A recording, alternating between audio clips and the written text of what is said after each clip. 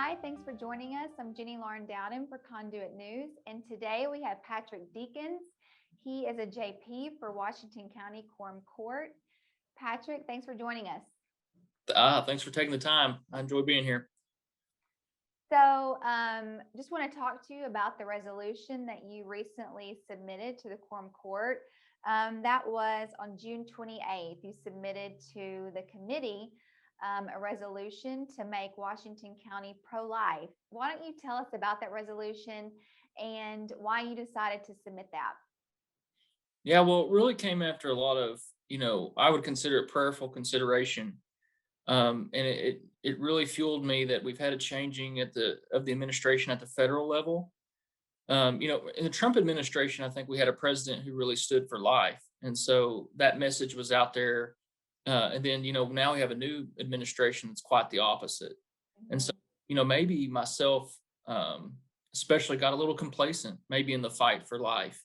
And so, me trying to be the voice of the people and voice the values that I see Washington County having, I decided that this was a worthy endeavor to try to voice and push back on some of the rhetoric that we're hearing from Washington.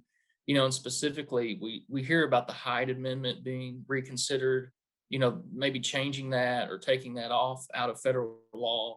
And then I think my breaking point was some of our federal officials refused when asked to affirm that a 15-week-old baby in the womb is a human being.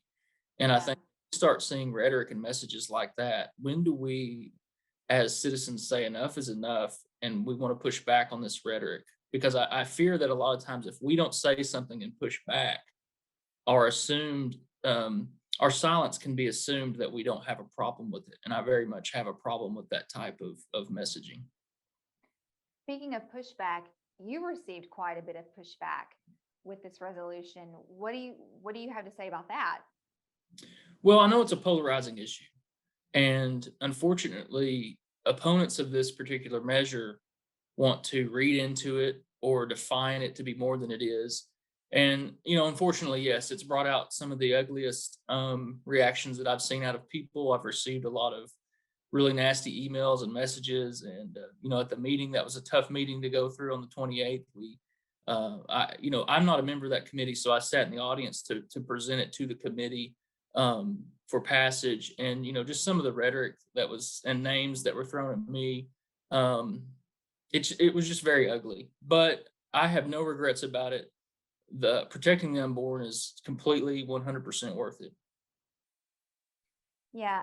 What do you say to those who disagree with the resolution, or they say that it is just a waste of taxpayers' dollars?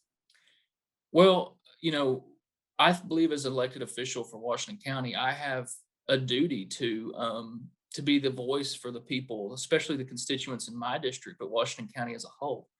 I mean, for most of the people, and especially the people in the unincorporated parts of the county, I'm their closest elected official to represent them. And so at the local level, I feel an obligation to give voice to their beliefs. Now, the one thing that people say is, well, we're trying to take away the ability of an expectant mother's rights to choose what she wants to do. And if anybody reads the resolution, that is absolutely not what the intent of this is. What I'm wanting to do is give the expectant mother options. Even if somebody could morally reconcile the termination, the murder of an unborn child, I certainly can't get there. But even if you could, wouldn't you want that to be the absolute last resort, that a mother felt like she had to make that choice?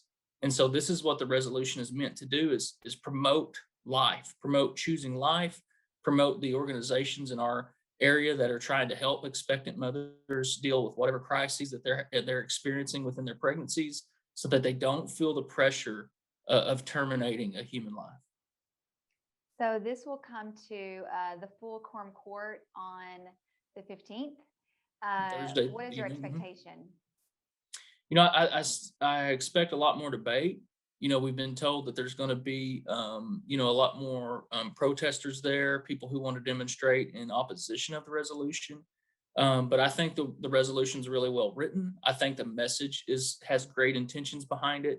And I fully trust that me and my colleagues can stand up and give the unborn a voice and promote Washington County as a pro-life county. And then also I've had a lot of discussions with people around the state, local leaders in other areas. And they want to see what we're going to do here. They watch Washington County because we're one of the bigger counties, and we want to set an example. And I'm hoping this sparks a movement around the state, so a lot more municipalities and counties feel the opportunity to also declare themselves pro-life. That would be great. For those who want to support you and the rest who are for this resolution and they want to be there, what would you suggest they do? Get there early. Prepare remarks. There will be opportunities for people to speak, the public to speak at the meeting. And we want to hear from the people who support this resolution. Your justices need the support. And then outside of the meeting, even if you can't attend, I highly recommend you reach out, email these elected officials, let them know that you appreciate this work and you support it.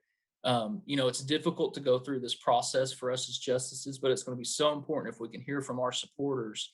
Those messages mean a lot to us. They really do. All right. Anything else you want to add? No, look, we're just going to keep fighting. And I promise that to the people of Washington County, that we're not going to be deterred by this, or in this endeavor or any other endeavor, just because people want to be loud and try to dissuade us from doing what's right. I'm committed to doing what's right no matter what. All right. Well, thank you so much for joining us from DC today. Yes. Yeah. Thank you. Thank you for having me, and thank you for accommodating me. All right. We'll talk to you soon. Yes. Thank you. Thanks so much for watching. Be sure to like, follow, share, and subscribe. For Conduit News, I'm Jenny Lauren Dowden. We'll see you next time.